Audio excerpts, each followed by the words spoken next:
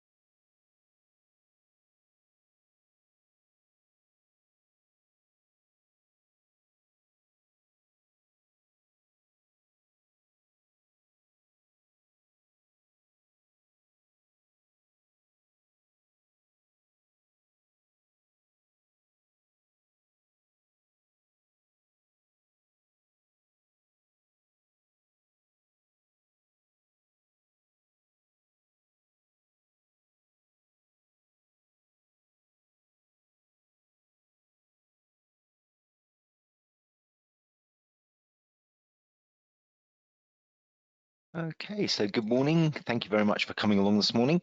I know it's obviously hard to find time for this sort of thing in your busy days, so much appreciate your attendance. I think we do now have all attendees joining us, so we're going to be kicking off. Can I just draw everyone's attention to the questions option on the right-hand side of the GoToWebinar toolbar? You'll see there the ability to ask any questions you may have during the session if you just type them in there. What I'll try and do is come back to anything that's been entered at the end of the session and try and answer any questions that are there. And if we don't get time to go through all of those questions, then certainly we will obviously be coming back to you with those answers post the end of the session. So thank you very much if you want to enter anything into that area. So this morning we're going to be talking about CSB, Contract and Service Billing from Professional Advantage. CSB is a module that's been around now for possibly about 15 years. It's a very mature solution, and it allows for reliable and flexible ad hoc sales invoicing from within your SunSystems environment, as well as a recurring invoicing function. So Professional Advantage, for those of you who don't know us, have been a development partner for SunSystems and for Infor for many, many years, over 30 years of SunSystems development work. And we produce tools that are dedicated to the SunSystems environment. They're highly integrated at the database level. So everything that happens within a Professional Advantage solution is real time to SunSystems. And you have a very strong reliance upon SunSystems data structures, and the ability to understand those. Second, you're able to install one of our modules, you'll see that it understands the chart of account, the business unit structure, etc. So there is also a very good upgrade path there in terms of as you move forward with new versions of SunSystems, you'll always find there's a corresponding release of the Professional Advantage solution. And as you get new functionality in SunSystems, you'll find that we're working to lever off that functionality and provide extra capabilities in a different user interface or to a broader user group in these specialized areas. So we work in things such as cash management, around our bank reconciliation module, our B4B payment solution. And one of the other areas we work in is billing and credit management. So that's covered by our collect data management solution and the contract and service billing module that we're talking about today, the CSB solution. So what are the benefits of CSB? What do we get from the solution? First of all, it's compliant with all versions of Infor SunSystems that are supported by Infor. So if you're running the SunSystems version 4 stream, version 5 or 6 stream, you would find that there is a capability within our environment to support those. And as you move forward, it's a very simple upgrade process as well. So it's a sort of a simple installer technical type upgrade, unless of course you were to move for new functionality coming into CSB down the road and you needed any extra training on that. One of the benefits is that we actually integrate with our collect solution as well. So obviously when you're generating sales invoices, these will appear in your SunSystems debtor ledger. However, if you're managing that debt, typically the way people will be doing that is through the use of the SunSystems collect solution, which provides statement generation and aged analysis and all of the note taking and management type requirements around that debt management area. So we actually integrate to that. So you can drill back from collect into CSB and see the actual sales invoice that has been generated in CSB that has generated that debt. So if you are already a collect user, or indeed if you were to be implementing CSB and have a debt requirement, collect is an obvious way to go in terms of completing that circle. CSB is multi-currency, so you're able to deploy this for generation of sales invoices in any currency, and that's again integrated to SunSystems. So if you have your ledgers in one of your business units or databases set up as a multi-currency business unit, you'll see that CSB is able to pick up your currency codes. You can choose to raise an invoice in a particular currency, and then when it posts that through into SunSystems, it will carry out the correct conversions using your daily or period rates within SunSystems, using the transactional value, posting to base value, or any of the other reporting values you have in SunSystems. So this is truly something that can be used globally and with different settings for different business units. CSB offers a powerful report writer, and this means we're able to produce invoice documentation that will be sent to our suppliers very simply with different logos, different layouts, different invoice structures depending on your requirement. And that can be at a business unit level, a global level, maybe a user group level, but also most importantly down for different invoice types. So if you need to produce different types of invoices with different calculations, different layouts, that sort of thing, the report writer will allow you to do that, although we do provide a standard invoice with the system. Going on from that, we also offer these flexible invoice types within CSB. So you can set up per business unit as many different invoice types as you may require with different naming structures. And this really predominantly drives the different calculations and fields on an invoice. So if it's a simple invoice that just requires to calculate gross, net and tax sort of thing, then that's obviously an easy set of fields to set up. However, if you needed something much more extensive with sub-calculations, subtotals, different ways of calculating, each invoice type allows us to benefit from our formula designer and our condition code designer, which means that we can do straight mathematical calculations, but also some calculations that are dependent on data in other fields, depending on what you may need to do there. So discount rates, that sort of thing.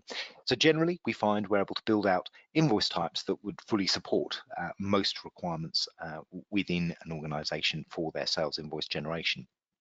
The solution is obviously set up with security, so we can control who can access the system, obviously different business units, different invoice types, and prevents any crossover of roles there if you needed different visibility for different people within your team. The system includes the dispatch of the invoice, so it's all in one. We don't need a different tool to do our invoice dispatch. So typically people may be using something where they're converting an output from SunSystems or using something like Spindle to produce their invoices and dispatch them. That's not needed with CSB. You're actually able to remove that component, and CSB itself links directly to your email server and will then dispatch the invoice as an attachment to the customer based on the data that's held within SunSystems. So for your customer, you would have address details, contact details, email address, etc. And that's then picked up and used to dispatch the invoices once it posts it to SunSystems. So it's very much a complete solution in terms of raising the invoice and dispatching the invoice at the other end. We can also include extra documentation. So if you wanted to send, as part of an ad hoc invoice, some backing sheets or schedule or something like that, we can associate an extra set of attachments to the invoice during the raising of the invoice, which would then be dispatched alongside that invoice to the customer. We do have an invoice approval process within the system, providing some workflow. So sales invoice approval, obviously less important than cost purchase order type approvals. However, if you do have a situation where when you raise an invoice, you want it checked by someone else within the team or some such, we can set up an approval matrix that will route it to an approval listing within CSB for another member of the team or members of the team to look at and approve or reject or return, depending. And this gives you some flexibility as controlling when invoices go out and who actually makes the final decision that everything is complete and compliant with your processes.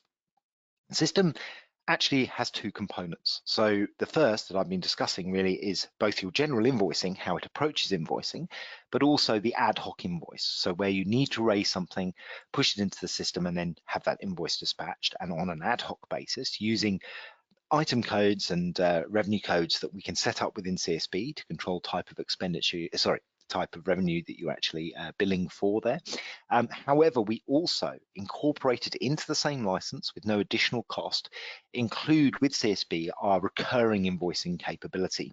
And this is something that benefits a lot of organizations where you perhaps have invoices that need to be raised for customers on a periodic basis, maybe weekly, monthly, quarterly, annually, things like that. Billing for the same amount for a set time frame. So if you have an annual contract, for example, you're going to be billing them quarterly. You can set up that annual contract against the customer, and then as a batch process that can occur on a periodic basis, so maybe weekly, monthly, or whatever, we'll run through and find all the contracts that you've set up within the system, understand whether they need to be billed based on the time frame since the last billing process and the overall contract lifecycle time frame, and then produce the invoices required for dispatch and push them into SunSystems. So recurring invoicing, very important part of the system. It also has quite a lot of smarts there in terms of adjustment generation, refund generation if you were to go past the end date of a contract, that sort of thing.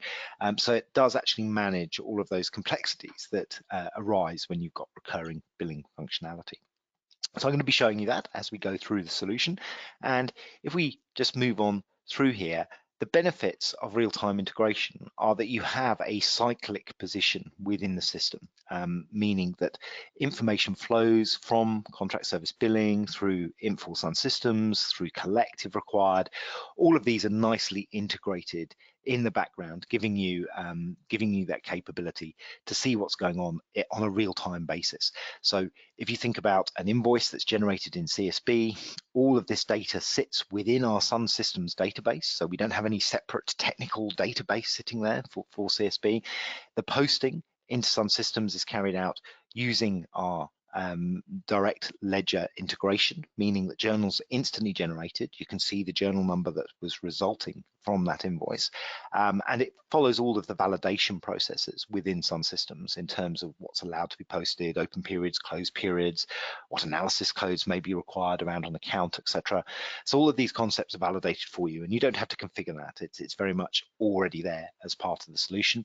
And then the information flows through SunSystems, through collect, if you're looking at your debtor management side of things, and being able to see those debtor invoices sitting within SunSystems and generating reporting around it, managing that, and then moving on through a drill back into CSB if required for the invoice document. So integration, very, very much part of this, and this is what makes CSB such a popular solution for billing within the SunSystems community. CSB is also very beneficial in that it can be rolled out to multiple user groups beyond your SunSystems user base. So CSB can be installed locally on a PC, a user machine if required, or deployed through a Citrix server, or a terminal server if you wanted to go down that route. But you can have as many people on a concurrent user license accessing CSB when required to raise invoices and manage invoices without them having to log into SunSystems and without them using up or having to have a SunSystems user license. So if you have a broader invoicing requirement and you want to spread that outside of your SunSystems user base without having to extend your SunSystems user licenses, then that obviously is a benefit of CSB. It also means that you don't to use any SunSystems license when you're logged into CSB. So while you would use your SunSystems security to access the system, because our security model is integrated, it wouldn't be actually using a user account for your concurrent licenses in Sun. So very useful from a technical point of view, very integrated, and also very useful in terms of extending your footprint around the organization. So if we think about the solution itself, obviously we get a great return on investment for this in terms of automating your recurring billing, allowing simple invoices to be entered and raised in a structured, integrated way with SunSystems. And we have many clients using CSB and benefiting from this type of capability, and there's plenty of referenceability there if anyone was interested in talking to someone. So what we're going to do is have a look at CSB itself. I'm going to jump into the demonstration. I'm going to run through the standard structure, the way to raise an ad hoc invoice, and then talk about some of the recurring invoicing capability and how that can work. So just before we go there, I would like to just again draw people's attention to the questions option on the left-hand side, right-hand side of your screen, sorry, and just to check that everyone's aware of that, and we can then go through any questions at the end of the demonstration. So if I jump out of here, I'm going to just jump into my CSB environment,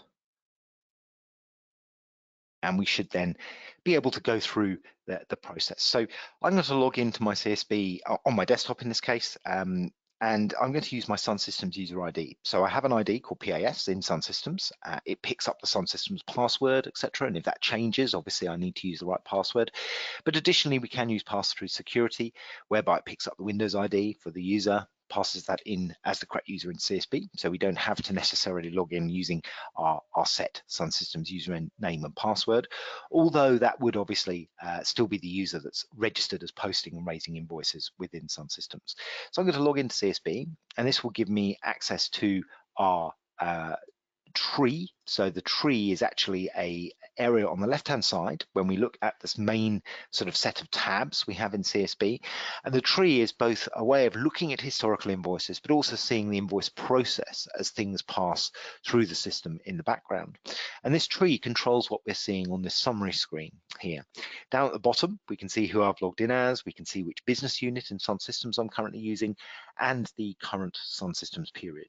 I'm set to quite an old period there in my SunSystems business unit. So if we were to just look at this grid for a second, this is at the top level of our node, all invoices that are passed through the system that I have access to as a user. And it could be my history, but it could be other people's invoices as well, depending on how that security has been set up. And what we're seeing is a summary at the header level of the invoice. So you can see we have an invoice ID, we have a customer name, invoice date, the status of the invoice, the top level description, the invoice type, that sort of information at this level. And what I can do is sort and group and filter on information within this grid. So for example, if I wanted to sort by customer name, I just click on the top there and it sorts up and down by the column, same for invoice date. I can move columns around. So if I preferred to have my customer name before my invoice ID, I move it over to the left-hand side, let go on the grid. We then have that in a different position. Perhaps I want my description there. So we can manipulate this as a user and set it up as we wish to see it. We can also see if an invoice is running for approval. So in this case, we have a held invoice that could then be looking to be sent to a certain approval group within CSB. So giving that sort of flexible visibility of the status. I can move these columns around, but I could also, if I wish, use filters. So if I use a description and apply a filter here, obviously I can use things within the column, or I can go to custom. And with custom, I can choose two filters initially, which use things such as equal, likes, not likes, doesn't contain, all these sort of logical expressions, which would help me find the information.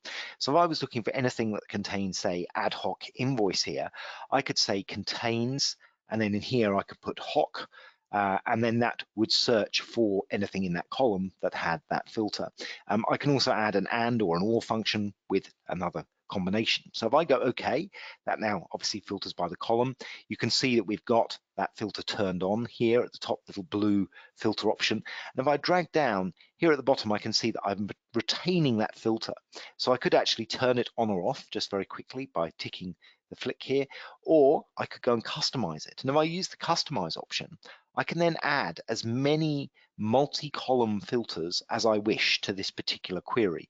So if I hit the description, I could choose maybe to include something around the invoice number, maybe the invoice ID, customer code, any of these columns that I have in this grid, I can choose to then set up multiple filters against in order to apply one single query, which will return the data that I'm interested in.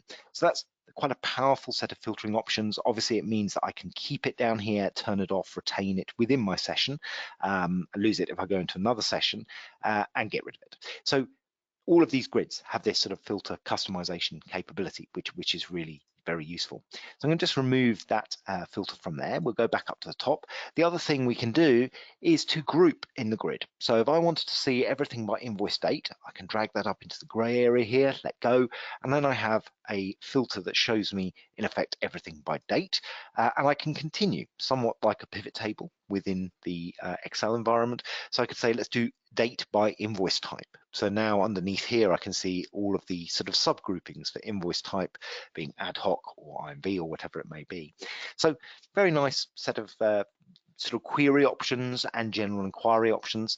I can also right click on here, have a print preview of the entire grid, or I could export it to Excel, including the data and the filters that I have. So this does offer some form of exporting of that query as well. So I'm going to drag these back down. And this brings us back to my tree here. So at the moment, I'm looking at invoices of all types, of all statuses, etc. But if I extend on the tree, we can see underneath that each of the status that is possible within CSB. So we have held invoices, those that have been created, have not yet been submitted for approval or for posting, and they could be edited if I wanted to. I have released invoices that have moved either from the held submission status directly to released, ready to be posted and dispatched, or possibly they've gone through an interim approval stage, which I'll show you in a second. We then go down to the posted invoice, which is those completed invoices fully entered into the SunSystems ledger and where the invoice document has been dispatched to the customer. So when I click on these sub nodes within my tree, the grid automatically filters. So these are all held invoices now that I'm clicked on. I go to released, we see all released invoices. Below these statuses, I can then go down to the invoice types. So within my system, I've got a number of invoices set up, ad hoc type and invoice type. Also, I have a credit note and a test type. If I wanted to see only held invoices that were the ad hoc type, then I could click on that part of the node, or invoice, etc. And below the individual invoice type, the tree extends further to show the invoice numbers. And this is where I could jump down to individual invoices within the system. So if I click on one of these, it actually opens the invoice that has been entered and what's sitting at that particular stage in the system. So in effect, what we're looking at here is a way of filtering the grid easily, but also a process flow, the process of where an invoice sits in this particular path through to the posting environment. And I'm going to show you how that works, how we move an invoice through this process. So here we're looking at the ad hoc tab. Here we have approvals, here we have contracts and recurring billing. We're going to work through the invoice ad hoc tab first, and I'm going to create and raise a new invoice. So to do that, very simply, first of all, I choose which business unit I'm in. We can go and choose, obviously, any of the business units that have been configured within SunSystems for CSB usage. And I can then decide to go and raise a new invoice from the drop-down menu, or I could use just the new invoice option on the top toolbar. So if I click new invoice, this will then give me a new blank screen, and you'll see that at the top we have some header information, and this contains some important things about the invoice as a whole and some things we choose to have up here. So for example, our department code I've decided to have as part of my header information appearing there for visibility and ease of use. I've also got an extra reference field called PO number. I've renamed it as PO number, and I've decided to have that in this header section as well. So that's somewhat flexible. However, the invoice ID, the status, the period, that sort of thing, they are locked in. They're part of your standard process. So when you first raise an invoice in CSB, you'll see that it gives it an internal invoice ID. So that's a sequential number, 867 is my next invoice. And then it stays with that internal ID all the way through until we get to the posting stage, the point at which we dispatch the invoice to the customer and post the invoice into SunSystems, and at the same time apply the invoice number. So invoice number streams are very flexible. We can have different number streams by invoice type, by user group, by business unit, and we can also prefix that number with a 3-character alpha code depending on how you want that set up. So if you wanted a different sort of prefix for each invoice type going through, you can do that.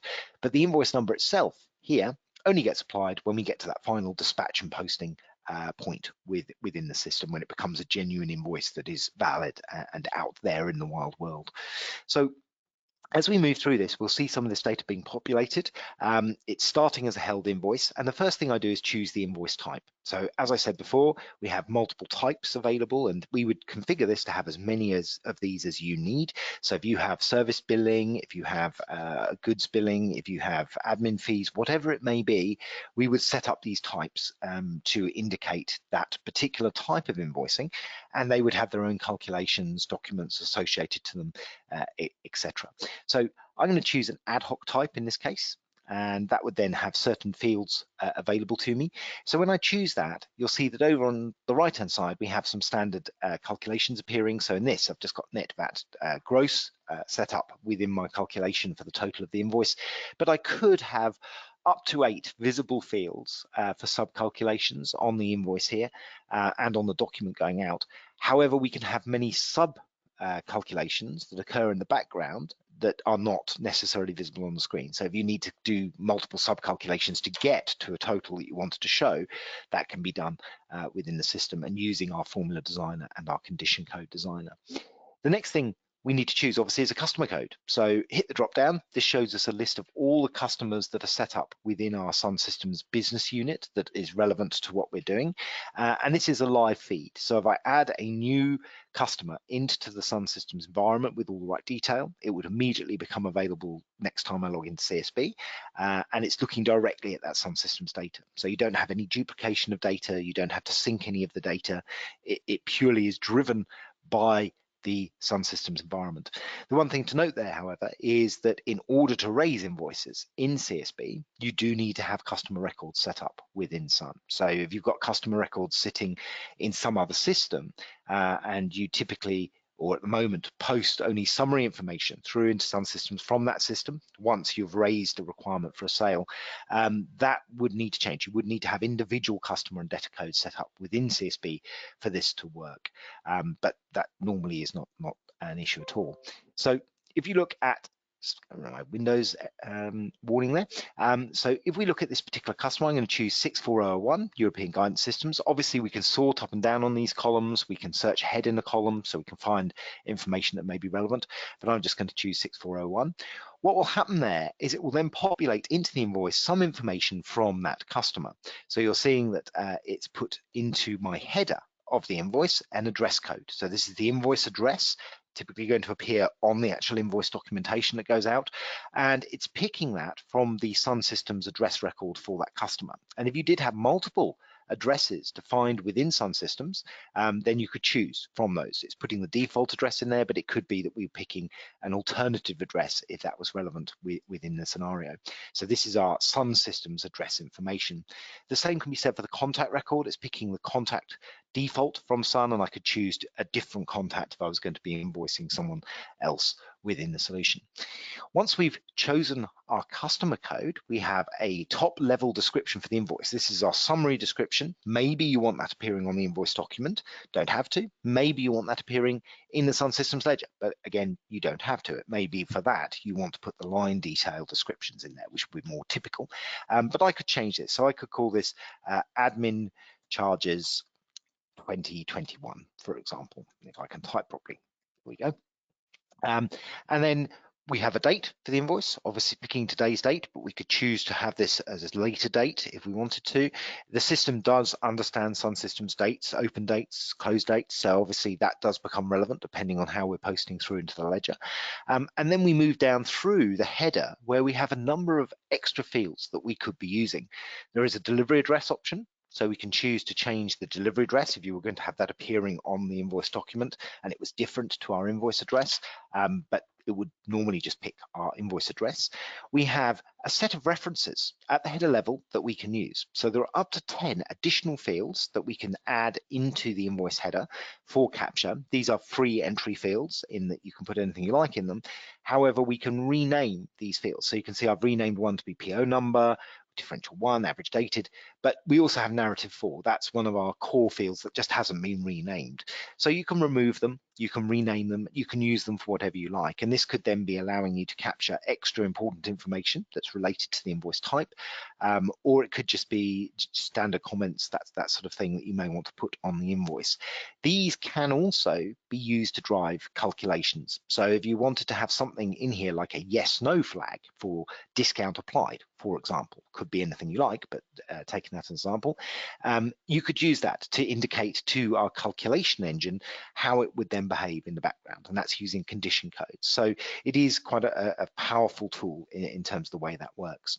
Going across further, we have our internal notes. So this is for internal information you may want to send to the approver or record as part of your audit trail. This wouldn't appear on the invoice document. It wouldn't go to SunSystems. It's purely an audit trail building up within CSB. So I could say add, it's date time stamped with the user. And I could say, so check the fee level next year, or whatever it is I want to record there. And then when I save it, that is kept as part of the audit trail on our invoice. And if I add another one here, we can have maybe the approver adding some sort of comment. It's entirely up to you how you use this area, but it's an audit trail within CSB. If we were to add an extra email attachment, I talked earlier about the fact we can send additional documentation. We could go and add that here by going and browsing for some sort of additional schedule or backing sheet or whatever it is you wish to add from your local environment, and adding that in here, and that would then be sent as part of an extra attachment. One of the very important areas obviously is transaction dimensions. So SunSystems structure means that we're able to analyze our transactions going into Sun by up to 10 different transaction analysis codes, or in the SunSystems 4 stream, that may still be regarded as T codes. These typically are things like department codes, project codes, scheme codes, customer codes, whatever it is that you use that for. So you need to be able to analyze your invoices in that way. So at the header level, we are able to capture, if you wish, up to 10 different analysis codes. I've set up only a few of them in here, and I've defaulted in a set of codes, and that defaulting is important. We want to reduce user requirements for entry where possible. So if the user logging into CSB has a set department code or a cost center or something like that, maybe you want to default it in at the header and then have that populated down automatically onto the lines.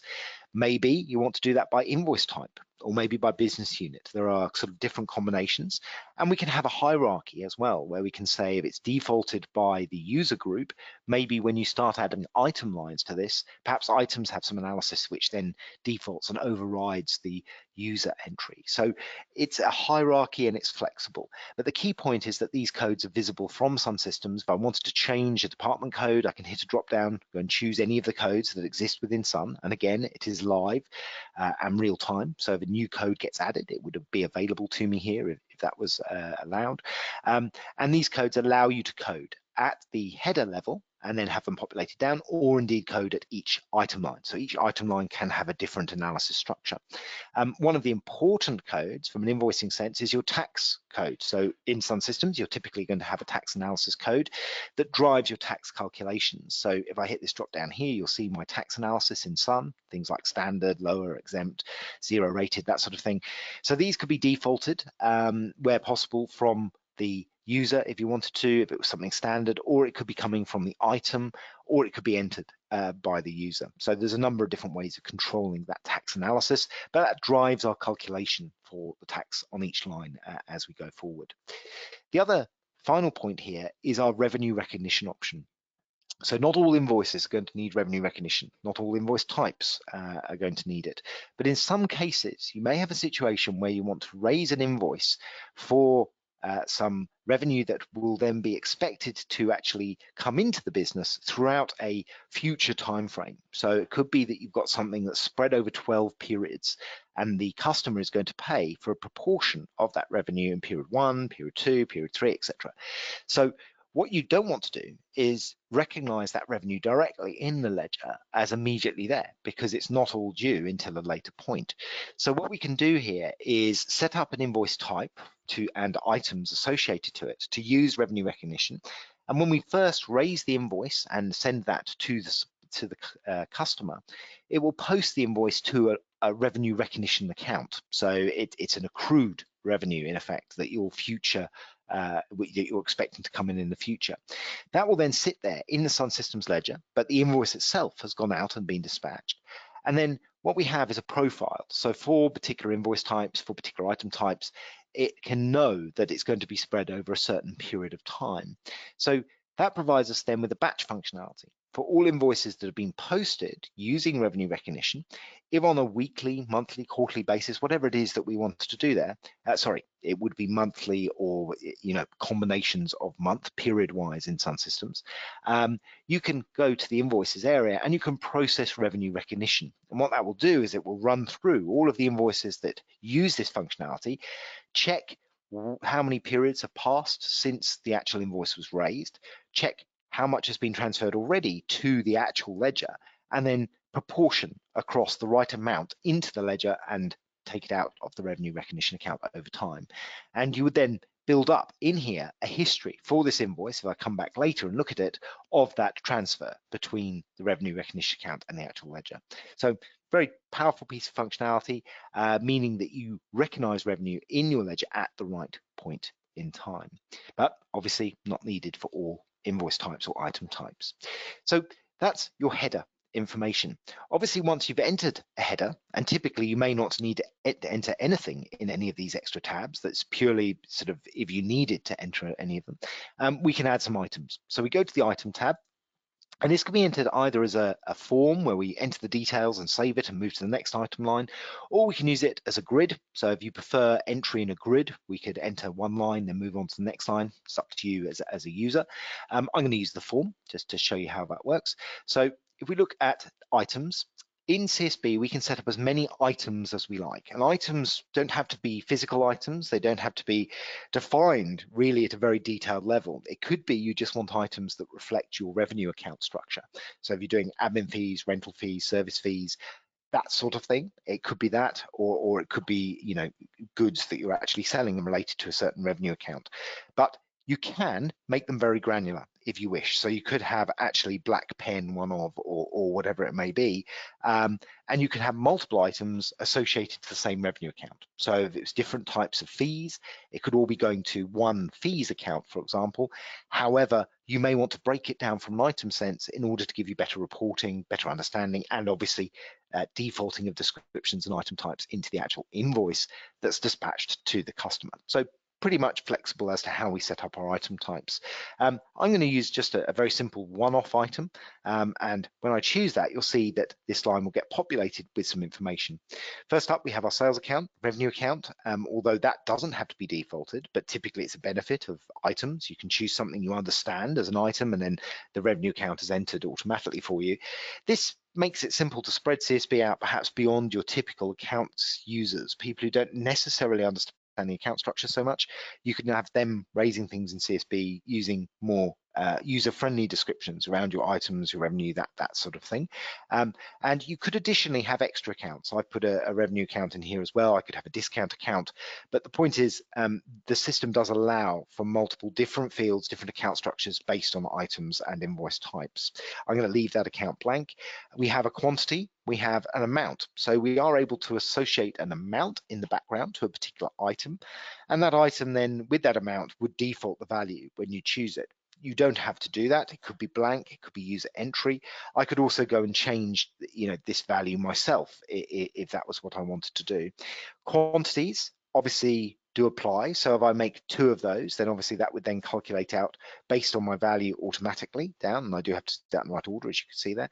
And you can then see that it's calculated my values at the bottom, and these are my variables. These are the calculation codes I've set up and decided to use within this particular invoice. Tax has been applied. We can see it's picked up my standard tax, my V analysis code there. That's coming from the header or from the item type or the invoice type, but I could also change it. If I knew that this item was something different, if I had that knowledge, I could change the calculation, use a different tax code. Obviously, that would be best if I left the tax code in there.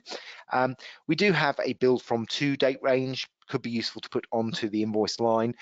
We also have the description. So the description of the item is a default. This top level is a short description, 50 characters, typically easy to pass into the SunSystems ledger because it's limited to the right number of characters. But we also have an extended description where I could put in everything I wanted to appear on the invoice.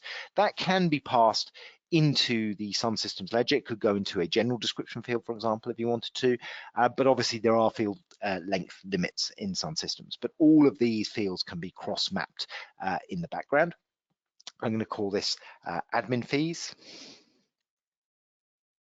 2021. I could have that defaulted obviously into Sun from my header if it was all going to be an admin's fee type invoice, and that's all you ever needed to push in there.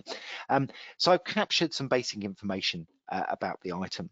We also have some extra fields here. If I wanted to change any of the transaction analysis on that item line, maybe this particular admin fees goes to a different department code or product code or whatever, I could do that, but these could be defaulted from the item. You know, that's where my hierarchy comes in. We can have different delivery addresses per line. So, you know, there is some flexibility there as to how that works. But I'm happy with that line. I'm going to tick the save item, and that will then populate the value into our header. If I've done this in the grid, obviously it would populate it here.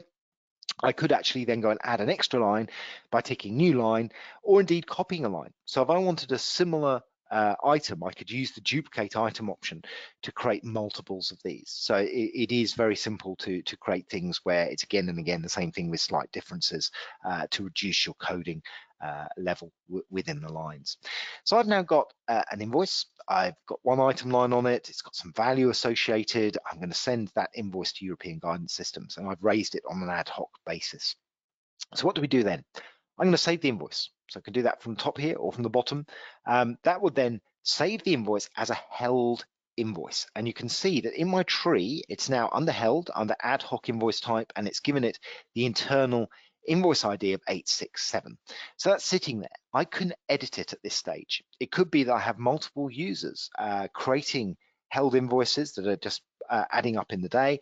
And then at the end of the day, someone particular could come in and have a look at these, do a quick check, and then release them all as a batch or individually, depending. So you don't have to have a continuous flow per invoice. Could be different people working on a batch basis.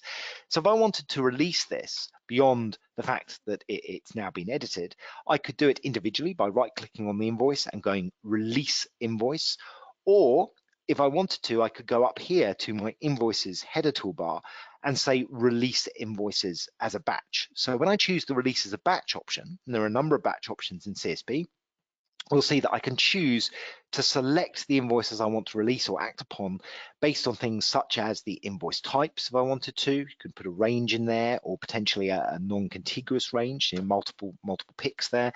Could be the invoice IDs, the periods, the dates, the amounts, maybe the customer codes, the invoice addresses. You know, there are ways of doing this, maybe using my account analysis structure. So I wanted to release all of the invoices for customers sitting in region A, and I'd use the the account analysis within SunSystems to group them together. I could do it that way if that was relevant. But in this case, what I'm going to do is actually say, select all of them that's available to release. So this shows me all my header invoices that's sitting at the held level, and I could go in and do a multi-select and then release them all in one go. And the same thing could be said for posting and approval and this sort of thing. So batch processing is highly possible within here.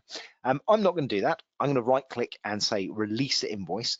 You'll also notice that from the tree, and any part of the tree, doesn't matter what status it is, we can copy an invoice. So create a duplicate of it.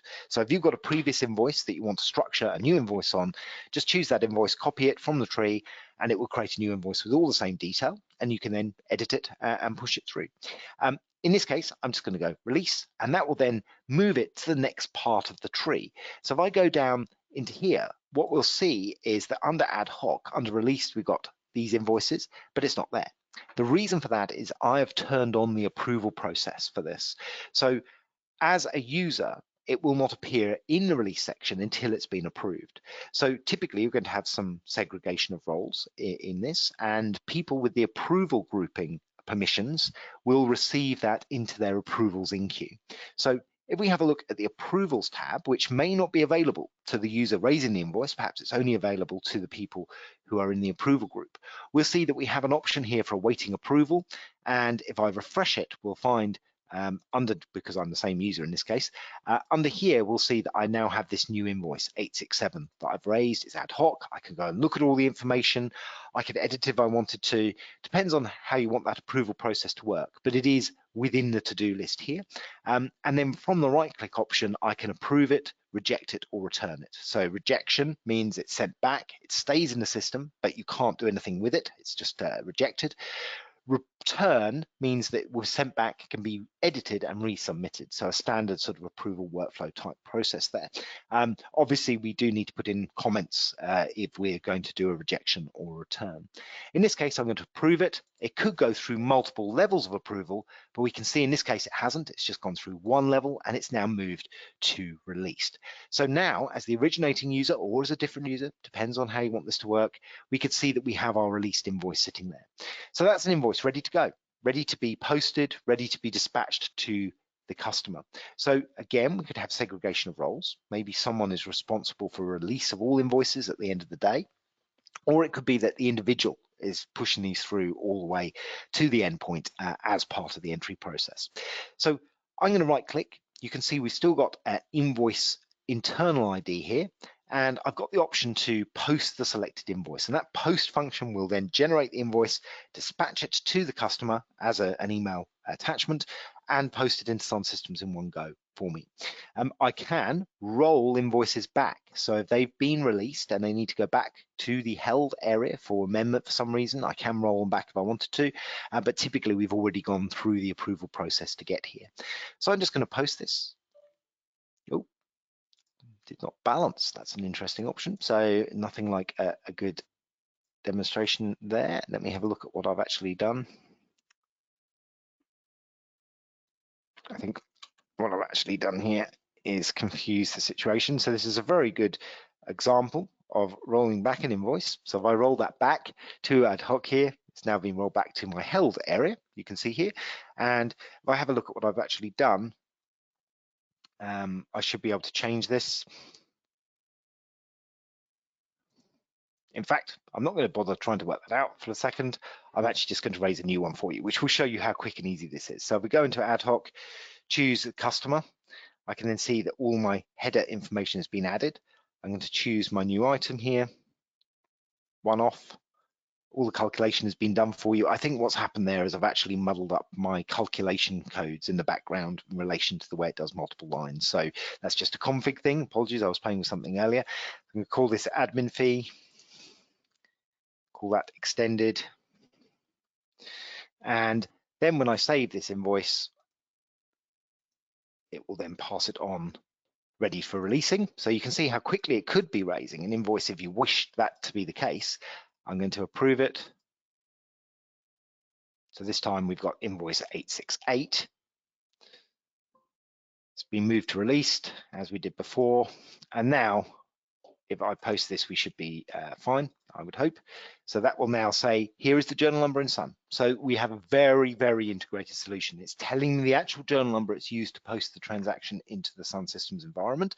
And at the same time, we'll see that it's now actually applied our invoice number to this. So we've used a number stream, ADI 29 is the invoice that's been produced, and that's my invoice number stream associated to my ad hoc invoices. So that will be on the actual invoice document that's passed.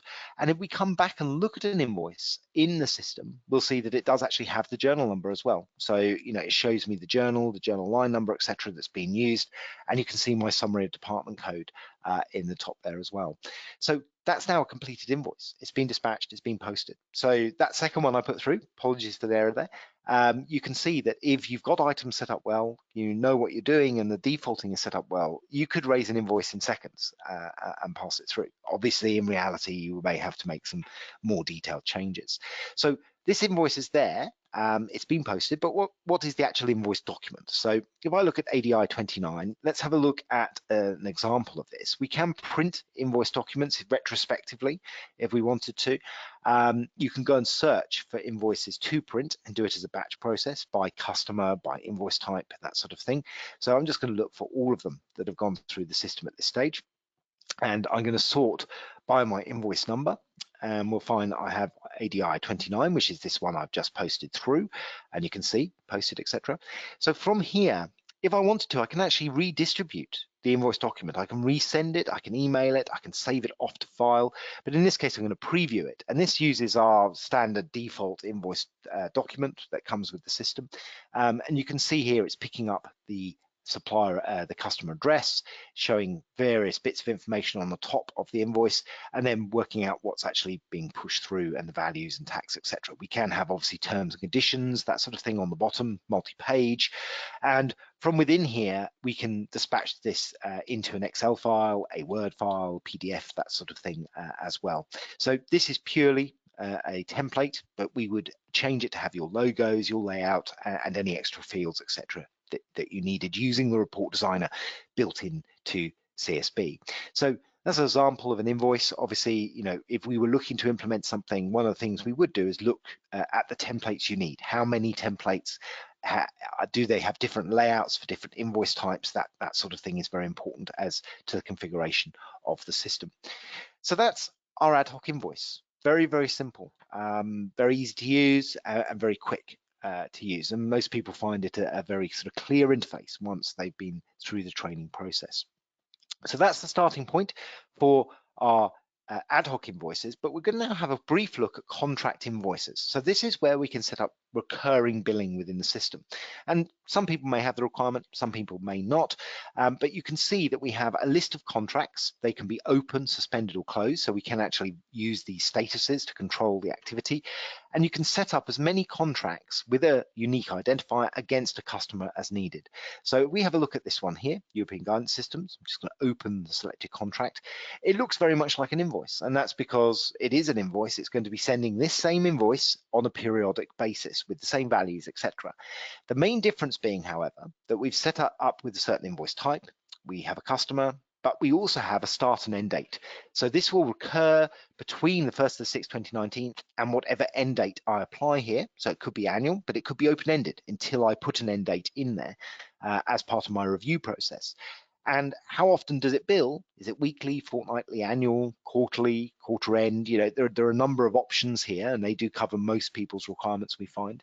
So this will be a weekly invoice. So every week when I run my contract invoice generation process, it would pick up this particular invoice and go, okay, has it been billed for this week? No, I need to generate an invoice. And then the same thing the next week. If I was to miss a couple of weeks and then do my generation run, it will go, oh, I've missed 2 weeks, and therefore generate 2 weeks worth of invoices. If I've run past an end date, so for example, I generate this weekly invoice and then afterwards come in and put an end date which was prior to that last weekly processing run due to a mistake in my admin or whatever, it would then go, oh, hang on, this needs to have an adjustment. So I can generate adjustments and refunds and things like that. If I change the value of the invoice, so if I go down to my items here, I could have a value associated to this item. If I change it in the background or change it on the contract, then again, it could generate adjustments if you've made a change to the value, which means the billing is now not correct or needs to be updated. We can actually control contract items, whereby you can say it's a fixed amount for the contract. So you can change value on the contract only. So every year I could come in and change my value for the next year's contract. Or you could say update the value from the item. So if you change a contract item value, which you've set up in the background, you could update all your contracts with the new value. So if you've uplifted your fees or whatever for the year, you need to apply that to the next year's invoicing. That's perfectly feasible. When you bill for a contract invoice, it could be billing in advance or arrears. So is it for the week to come or the month gone, that sort of process. And if you are summarizing items differently, we could actually say that you are generating perhaps quarterly invoices, but on that invoice, you want to break the item values down by weekly or by quarterly or something like that. So as long as your item summary is less than your overall invoice cycle, we can have a lower summary level on the invoice for that sort of thing. So contract invoicing, pretty easy to configure, but really it's the smarts in the background as to knowing when it should generate, what it should generate, and when things need to be updated. We can also do some extra things on contracts, such as we can see changes to the contract history. So if you've actually got any items or changes that happen on a contract over time and get amendments, etc., you can see where those amendments occur. So you can actually have an audit trail of when you've updated the close date, when you've updated the item value, that sort of thing on here. So you can see when it was modified, who modified it, that sort of thing. We can also have our item references and contract references on our actual contract. And these are actually ways of controlling extra reference information around contract numbers, maybe changing certain values at certain date points. So if your value changes during the year, you can set things like that up within here. So contract billing, quite a complex area. There are lots of rules in the background, and really we would need to talk through with you if you're going to be looking at contract billing as to what type of contracts you're generating, how often they generate and when, and we can see how suitable those rules are for you as part of the process. But it is a very powerful solution. When you come to generate contracts, obviously you would simply go and say, right, we wish to update the contract or generate the contract invoices or adjustments, and it would sweep through, pick up all of those that are due to be billed and generate held contract invoices ready to go, and you could release them in the normal way. So that's pretty much our contract billing process. In this case, if I were to generate contract invoices, so I've just saved this contract here, cancel it. If we do contract invoices and say generate them, you can pick by period, you can pick by customer code, invoice date, maybe by frequency. So I want to do all my weekly ones, all my fortnightly ones, this sort of thing here. But if I generate this, I expect I'll find that there's none generated because I generated it recently. But the point is it would say 20 invoices generated. And when I go and look at those in the invoices area, they would appear here as held invoices, ready to go and go through the normal cycle. So you don't immediately get them hit the posted area until you've gone through approval cycle, if you wanted to. We can also view the invoices for a contract. So this contract here, if I right click, I could say view contract invoices, and at the top of the screen, it will show you any invoices that have been generated for this contract. And in this case, there's only one of them. It's the posted status, but you can see I could have another one, another one, another one. So you could actually look at the audit trail and the history of the cycle around those contract invoices. So if you do have a requirement for contract billing, CSB does definitely approach that, but it could just be ad hoc, and it could be both. And the great thing is the licensing for CSB, which is a concurrent user license, can incorporate both. You don't pay extra for the contract billing function, or indeed for invoice ad hoc if you wanted to use it for contract billing. The final thing I will quickly mention towards the end of the session is in import. So CSB, under the maintenance area here, which typically an end user wouldn't have access to, we can actually go and set up an import function. So if you've got another system that is generating the need for the generation of a sales invoice, but you don't have an easy or good interface into the SunSystems environment for posting the transactions, maybe you don't have a way of dispatching the invoices easily, you could actually have an output file generated from that other system, and then we can use our import function here to bring a batch of invoices in from a particular directory automatically on a schedule into CSB. We can default various information for the header, for the item lines, depending on what's needed there. And then that would generate invoices in CSB, which could go through the approval cycle, the dispatch cycle if required, send the invoice out, and post the journals into SunSystems. So CSB can act as an intermediary level to take a need for a sales invoice in another system, dispatch it, post it, and have that SunSystems confidence and understanding, which the other system may not have due to the levels of integration. So this could be another option another benefit to the solution if you had that sort of requirement. And quite often we find that you have things such as housing systems producing things that you potentially want to run through CSB as an update in the housing sector, but it could be from any system, CRM system, etc. So that brings me to the end of the demonstration. What I'm going to do very quickly is go and have a look and see if we've got any questions that have been generated in the background, if anyone's sent anything through here.